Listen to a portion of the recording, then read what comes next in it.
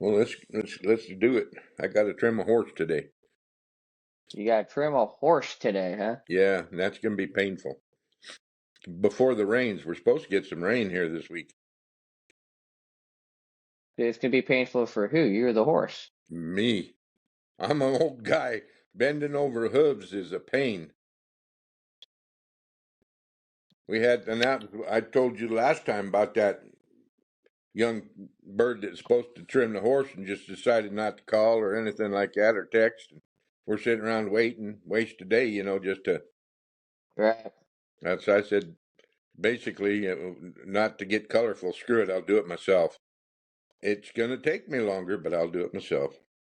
Right. So I told Oh, Meemaw yeah. if we can get the front ones done today, we'll be good. All right. Well, with that said, I'm gonna do you dirty. But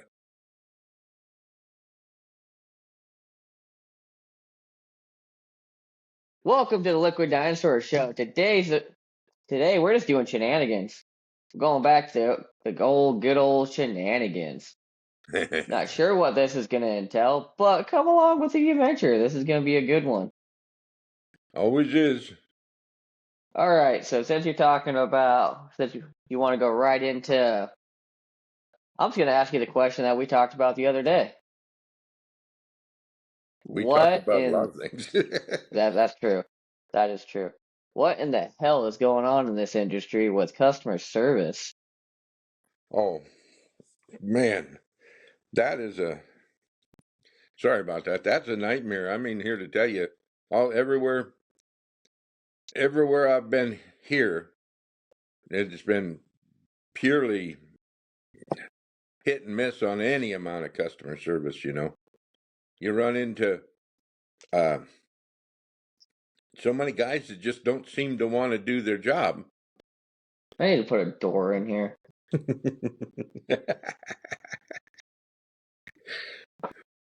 And right off the bat, I realized that I don't have my notebook. But anyway, back to you talking about it. So often I don't think people want to do their job.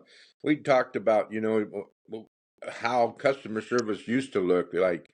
And I'm looking into the distance because I'm remembering back in the 70s at Ford Motor Company, the counterman at the parts, you'd bring in something and we don't, like with the pulley, we don't send pulleys with it. And well, I got to take my pulley off. And, just a minute. And he'd go back and he'd come back and he said, here's your pulley. Here's the alternator. Let's go. They went above and beyond. And the thing about those parts guys back then, and I'm serious about this, these birds knew them books in and out. There was no computer. It was a book. That one Ford guy there, I worked for Ford Motor Company as a mechanic back in the 70s. So broad range of colorful experiences.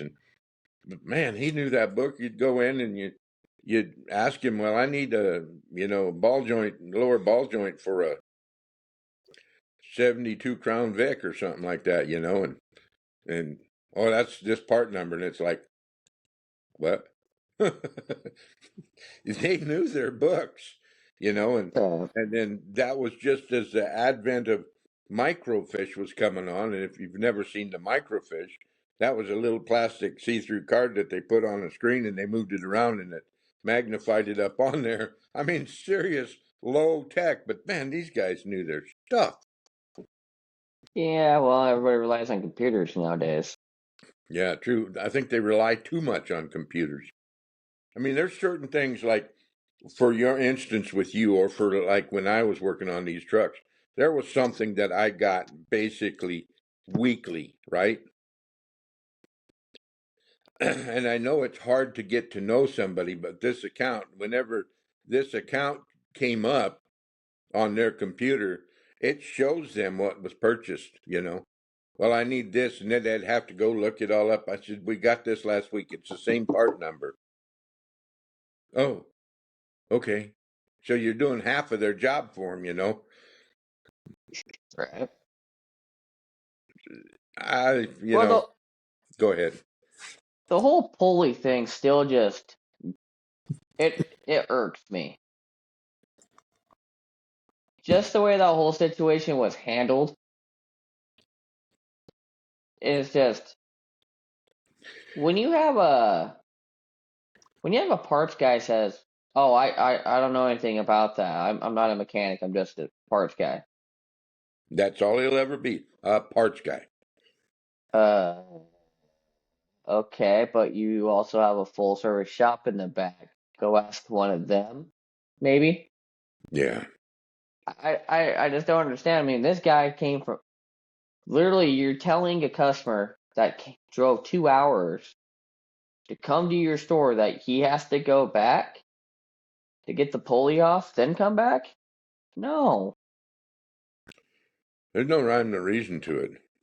There that's really isn't. like that's just downright disrespectful.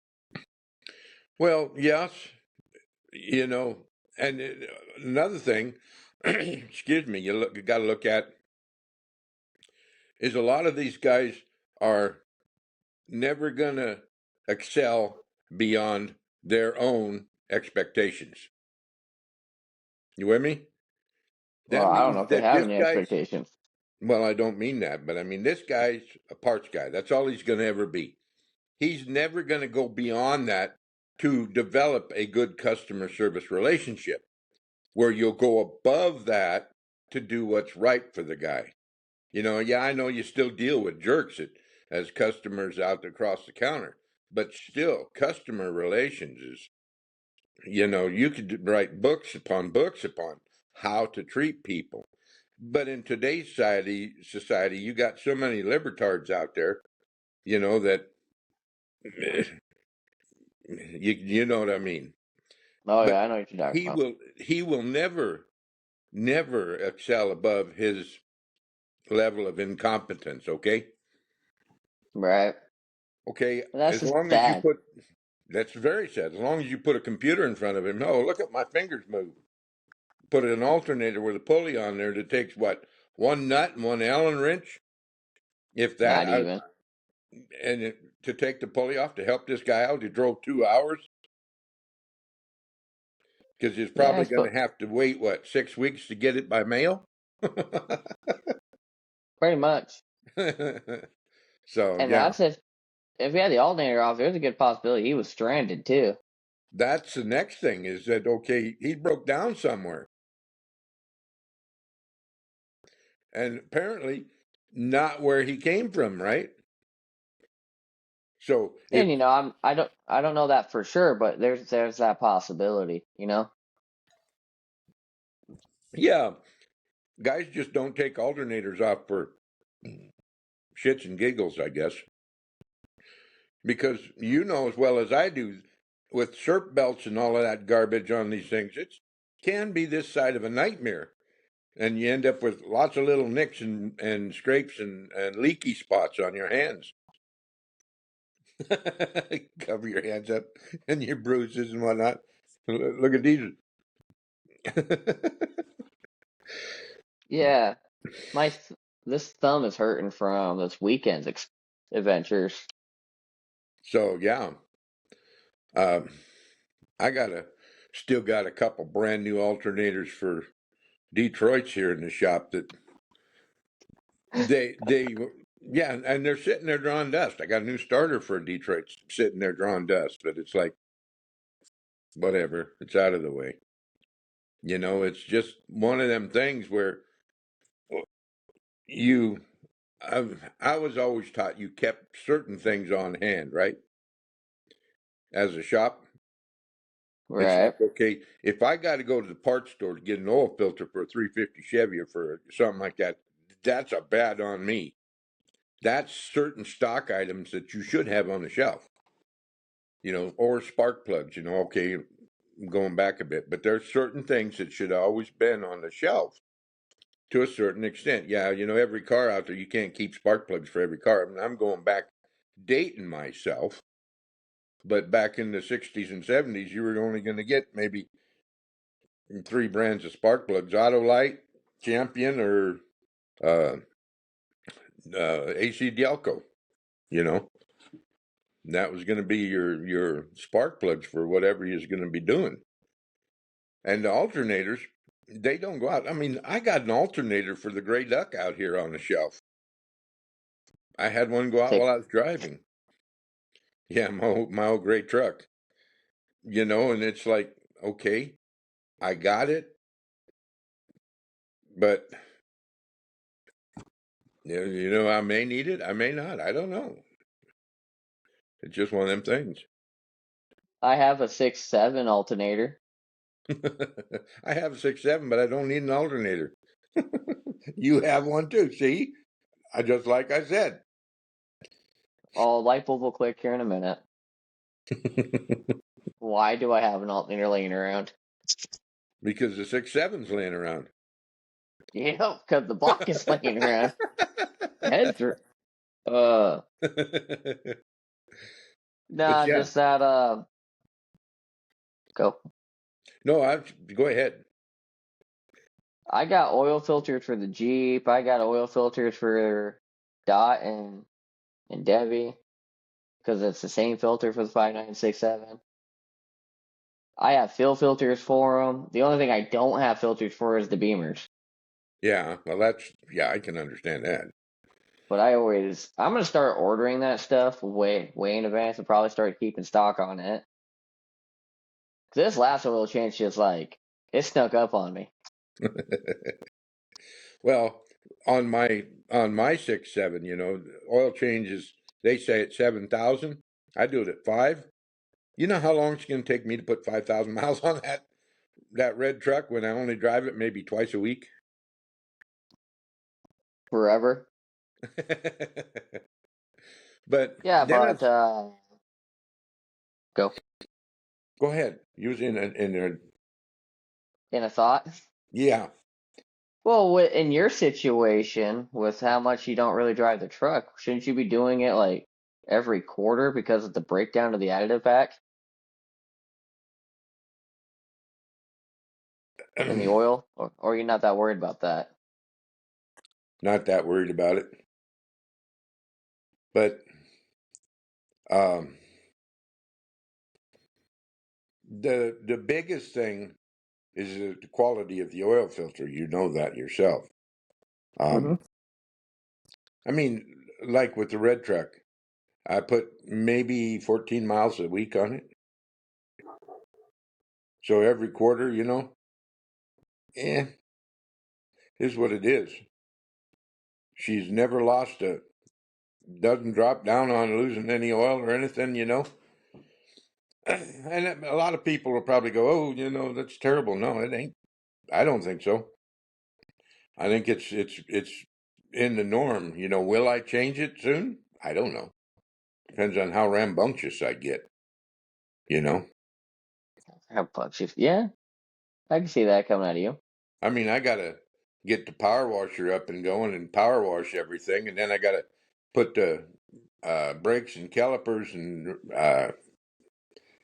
rotors on the Suburban and get it up and going, and the side steps, and then I gotta finish putting the fender back on the Suburban because that daughter used it and got in a wreck, so the fender's off. Got to get a new fender for it, and so I got enough to do. It's just the doing it. Then out right now tilling the garden, getting it ready for. No, I ain't doing it right now, but getting it ready, and then like I said, you throw the trimming the horse hooves on it on top of it, and you got a busy schedule for a while. Right?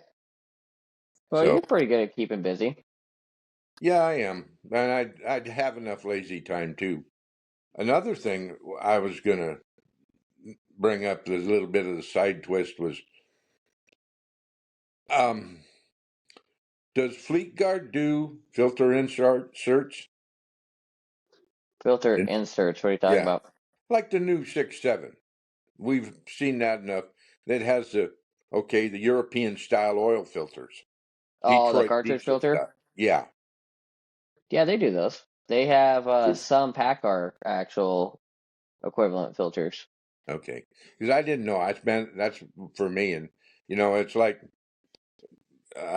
I said, the quality of oil filters, and I'm not a real big fan of that upside down oil filter, and as you fully well know, because you pull the filter out and you're still running that crappy oil back down your case.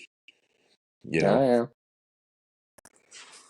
But it's then supposed to soon if you have the plug drop and you pull the cap off, it's supposed to all that oil is supposed to go straight down to the pan. Keyword supposed to. that's what I was gonna say.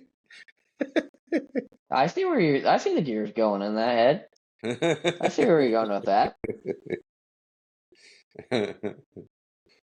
But yeah, Oh no, I became very numb to the new 6.7. I'm just every time something else comes out about it, I'm like I'm over it. I'm done.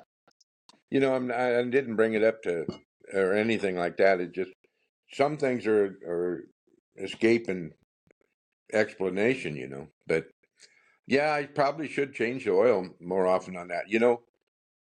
That gray Dodge, if it got 20 miles in a month, should I change the oil on it? Well, it really depends on what brand of oil you're putting, what's in it. I'm not gonna look that stuff up.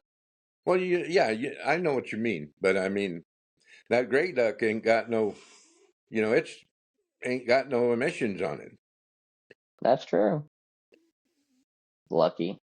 Yeah, but I mean, Oh wait, neither do mine. but you know what I mean. So if I could find a place to sample oil, it'd probably scare me. But anyway, I get your point. Hey, should I do the oil change on my 6.7? Yeah, turn around. Oh, you're not in that room. You're not in the garage, so Nope, I'm we're. not in the garage. But anyway, I think it'd be really easy to drop the oil with no oil and no pan, yeah, true. It wouldn't get as dirty.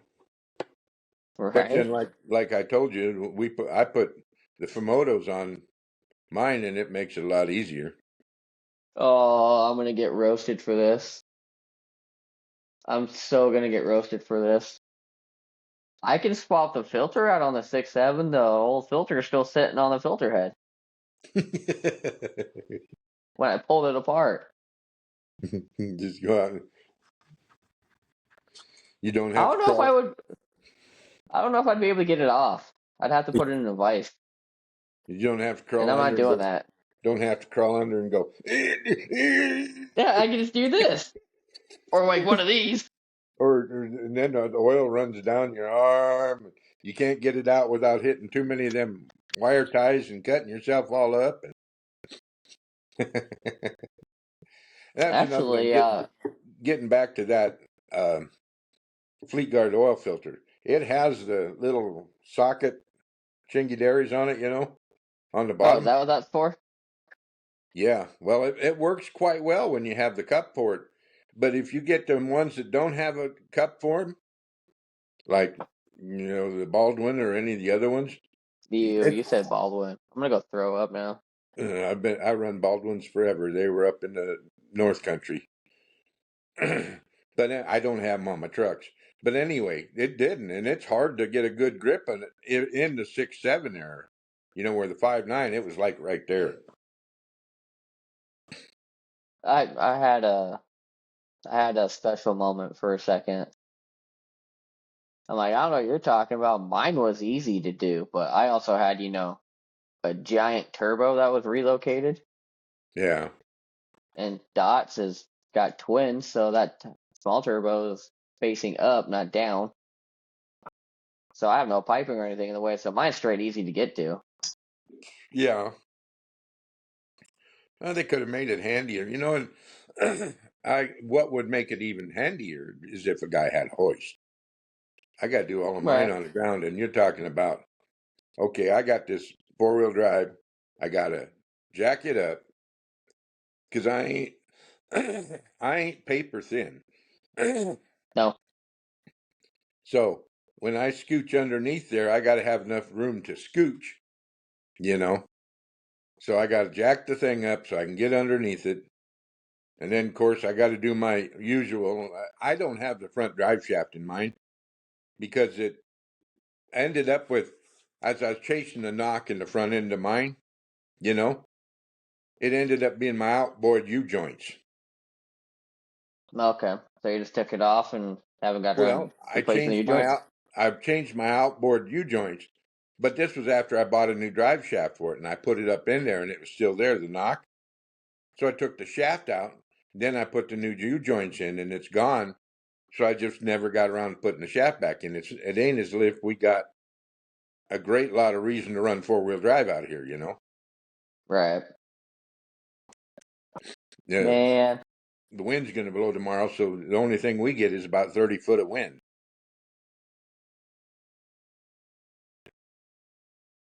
Is it gonna take your house with you next? I don't know. I had to get up and put tin back together on it, and Again? no, not again. From the last time we talked about it. Oh, So okay. it's you get. I was looking out to see if the trees are moving. They ain't yet, but you know Yet. it's the last day of March. I don't know if it's going out like a lamb or going out like a lion. Well, I guess you're gonna find out soon now, won't you? Yeah, it was snowing up across Oklahoma there again. I'll take your word for it. Snow. It's a white particle that falls out of the sky in the Oh wintertime when it's yeah? cold enough. The rain turns to these white little particles. Looks like tater flakes, you know. I'm from Utah. I know what snow is. Oh, okay. I forgot about that. I live in Arizona now. Stay away from the snow. I thought you'd like No, that one. snow can stay in the mountain. I hated snow. You know, I lived in snow. Me and Ma lived in snow for a long time. Once I got it out of my system, you know, and thawed out on the desert, I said I'll never go back to it. And And then you did. and then I did for a Then little you while. did. For a little Back to while. the whole oil thing. Don't have a whole lot of room to talk. I haven't done Dot's oil change in like a year. It's not like it moves a whole lot, and right now it can't move at all. Well, and then on your service truck, you know, you have this reciprocal adding program going on. My service truck, my Jeep? Yeah. Isn't that the one where instead of No, that's changing the oil, Beamer. yeah, Jeep. Isn't that the one where you said instead of changing oil, you just keep adding? Because eventually it just cycles through and you got new oil in it.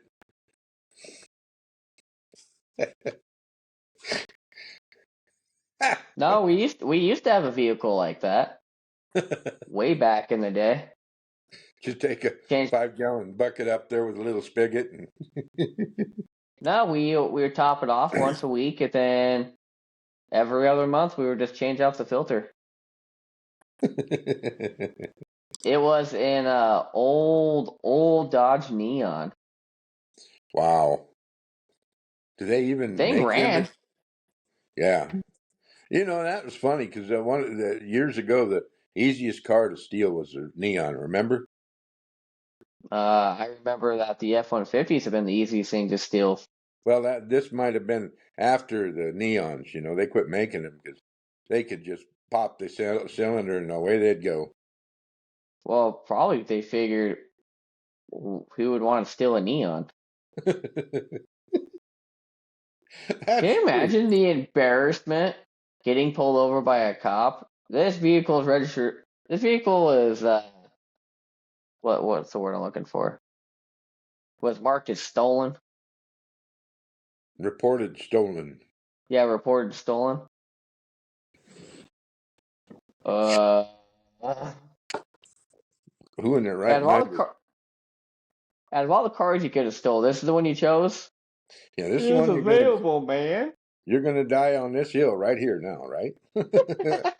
You're gonna, what are you in the big house for? Well, I stole a Neon. You what? Well, we know who's gonna wear a dress. Yeah. That's bad. That was bad. Well, yeah, but this is the first time back we're having a little bit of a shenanigan show Yeah, in a while. you've left. You've left us. Well, it doesn't help when you can't see straight and your eyes are all Oh, jacked that's up. true. That's true. And I Yeah, mean, your eyes are all jacked up on Mountain Dew and Jolly Ranchers. no Mountain Dew don't do Jolly Ranchers or Mountain Dews. But I sit It's a there. joke, Doc. I know it was a joke, but it was like if I'm better, but not 100%. But when it Right. happened, I had two screens in front of me right here, and it's like that was brutal. When you cannot focus your eyes, it's really brutal. So Hey, me and Jade handled it. you guys did good. Yeah, we even went and started our second channel. Yeah, And then let's see. So I did a lot of filming for the second channel. yeah. We filmed the radio and the Jeep, which that ended up being a whole all-day project. I told you it would be. You told me I just three screws in the hoses, and I'll be done in 10 minutes. Do you know what? Do you know what really like kind of screwed me over on that? Uh, Mechanical stuff. All the modifications I had to do to make it work. I'm not surprised. It's like, and I'll tell you a little story. A neighbor of mine wanted me to put a radiator in his big block Z71. It's an older truck, but get a radiator, and it's like, okay, back to customer service and parts. Oh, this is the radiator that fits and gets it, and I get it. I assumed that it would fit. Well, everything fit except for The radiator? no, the automatic transmission lines. Small block Ah, is smaller. Big block is bigger. They weird how make that no works. make no adapter. Out comes the radiator. Goes and gets another one. In goes the radiator.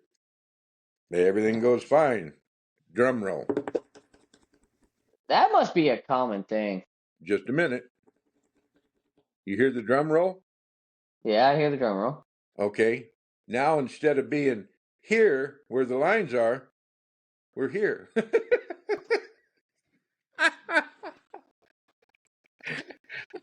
So you gotta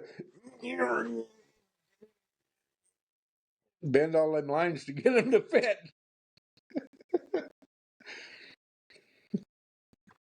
Man, so I'll tell you. So we filmed doing a hotline on a TA80, and I was quite engaged with the audience and and the community that we're starting to build and all that other stuff. Now, when it came to the Jeep, I was not as entertaining. I was actually pretty boring like this. Even in the video, I'm like, well, I'm sorry for the boring video. So it was an eBay radiator and an electric fan. I paid $160 for it. Yeah. So I'm like, okay, well, I'm not gonna complain about that. Price was right. And so I'm comparing the old radiator to the new one. I'm like, oh, this is gonna suck. And I didn't get a video of it because I'm still working on stuff is one thing, but filming yourself doing it is a whole. Like I thought this was different at first. Doing this kind of video on top of working on something is a different hassle. Yeah, it's like if you beeped the language, you'd have said, "Hi, this is Ewok." Beep. Radiator. No, I kept going on some like squirrel moments. Right hole. Oh, I was creating rabbit holes. So like to get the radiator out in the Jeep, you have to take where the headlight assembly is. You have to take the headlights out, which are three pieces. Then you got to take the front bumper cover off, which is literally just clipped in. Yeah, that's your I'm bumper. like, I'm like, okay, this is sketchy. You got three each side, so that's six total. Three on the bottom, and then you have three up top. And they're just like the little push-in clips, little plastic things, which I broke six of them. Yeah, Which they already broke prior, but I finished out the job. yeah. totally put new ones in that don't fit, but we're not going to tell anybody that. Get the bumper cover off, and then the where the headlights sit, you have to take that whole housing out, which is 4 bolts. And I'm sitting looking like, all right. And on the video, I'm like, all right, we gotta take these Torx heads out, and we gotta take all these out. And then like I just took out the 6 bolts, no 4 bolts. 1, 2, 3. It's supposed to be 5, but one was missing and it was broke. So I'm like, I don't care. Plastic's broke. There's nothing I can do about it. But Yeah. I was wondering, I'm thinking with that being one whole assembly that just comes out, and then you can get right, and then you gotta take some other stuff off. It's all in the video. Then I get the radiator out, I was getting kind of nervous. I was like, I'm gonna have to take the trans cooler out and the AC condenser. And then I take the top plate off, and I can start moving the radiator back and forth. I'm like, yes. And in You the post. video, I just kept making little comments like, stupid engineers. You And then I posted look yet? over, I haven't edited it yet. Ah, Because I'm I need not to. using Riverside to film those videos. I'm Oh, using just my normal camera with my mics. And I'm gonna have to figure out something else to make those videos easier to edit because it is a pain to get them uploaded. yeah. But the hotline video is so when me and Jay did our podcast, it Yeah. was like 9 or 10 gigabytes big. The hotline episode is like 15. Wow. I'm like, holy crap! And I haven't even looked at the Jeep one yet. I started editing the other one. Yeah. And then, so like, it's not like this where, I invite you, then, it uploads to the Riverside cloud. I have to upload it manually from the computer. Oh, wow. And that takes forever. It took an hour and a half to get it all the way uploaded. Oh, man. And legitimately, and I was thinking, I was like, because I was watching some of my favorite YouTubers. One of my favorite YouTubers decided to retire, which, good for him. I mean, he's been doing it for over 10 years, so his one channel's 18 years long, so hey, he wants to retire to go spend time with family. I respect it. Yeah. You betcha. I'm a little sad I had to shush the gator away, but Eh, he don't need to be in here. we had a, you can just, and when you edit that, just put a gator sighting. Put a little arrow with a gator sighting. I